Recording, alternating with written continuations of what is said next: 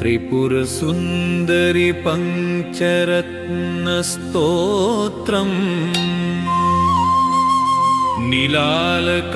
नीलालकांशशिमुखी नवपल्लवोष्ठी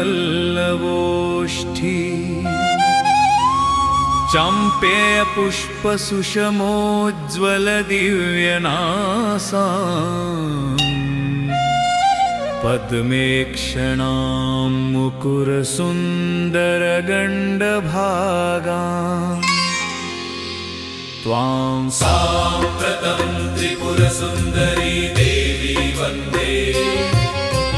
स्वां साम्प्रतं त्रिपुरसुन्दरी देवी वन्दे श्रीकुन्दकुड्मलशिलोज्ज्वलदन्तवृन्दा मन्दस्मितद्युतितिराहितचारुवान्